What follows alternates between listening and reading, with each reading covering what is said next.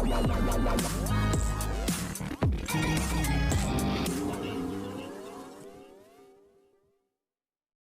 Serial गुम है किसी के प्यार की कहानी में आने वाला है तगड़ा झटका।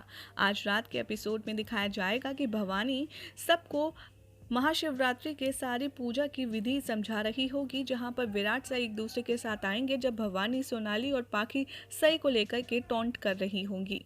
तभी फैमिली पूजा के लिए बैठेगी, जहां पर विराट को कहेगी अश्विनी कि बेटा बेलपत्र तो है ही नहीं, उसके बिना महादेव की पूजा भला कैसे होगी, तुम जाओ जल्दी से बेलपत्र लेकर आओ। और अश्विनी सई को अपने साथ कमरे में ले जाएगी और कहेगी कि सई मुझे तुमसे कुछ ज़रूरी बात करनी है, ज़रा मेरे साथ साइड में आओ। ये देखकर भवानी को बहुत ज़्यादा गुस्सा आएगा और पाखी भी सरप्राइज हो जाएगी कि आखिर विराट की मां को सई से कोने में जाकर के क्या बात करनी है। अश्विनी जैसे ही सई को रूम में ले जाएगी, वहाँ पर वो उसे शिवरात्रि का मीनिंग समझाएगी और कैसे वो उसकी शादीशुदा ज़िंदगी से रिलेटेबल है ये समझाती हुई नज़र आएगी।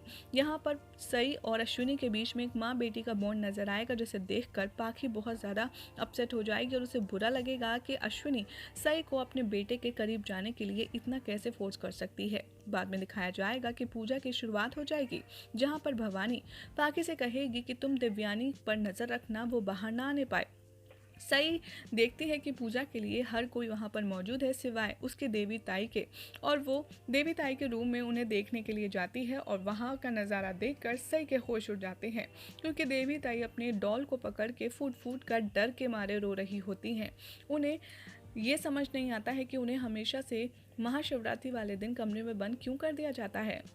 सही देखती है देवी ताई का ये हाल और उसे रियलाइज़ होता है कि घर वाले कितने ज़्यादा निर्दयी हैं, कितने ज़्यादा क्रूअल हैं। उन्होंने भवानी को कहने पर देवयानी को रूम में बंद कर दिया, इतने गंदे तरीके से उनकी मेंटल स्ट्रेस को नज़रअंदाज करते हुए। जैसे ही वो अंदर जाती है, सई के गले लग जाती है देवयानी और उससे कहती है कि सई मेरे घर वाले बहुत गंदे हैं, उन्होंने मुझे बंद कर दिया, मुझे बहुत डर लग रहा था।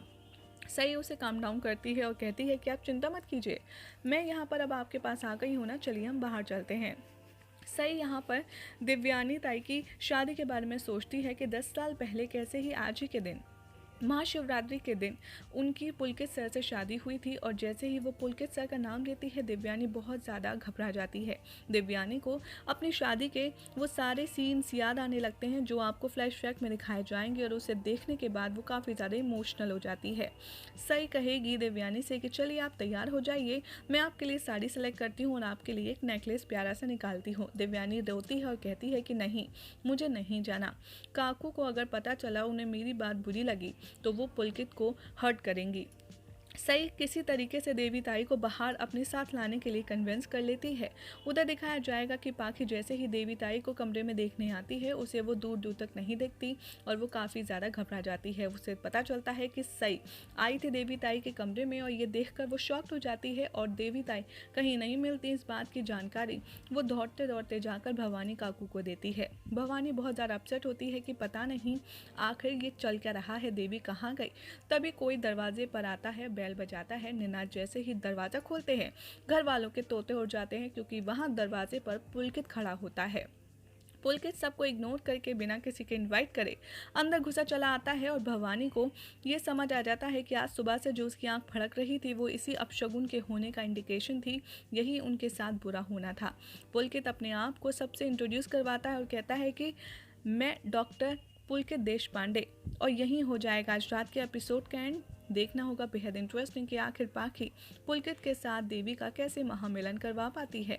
लेकिन आपको इंटरेस्टिंग अपडेट कैसी लगी, कमेंट जरूर करें।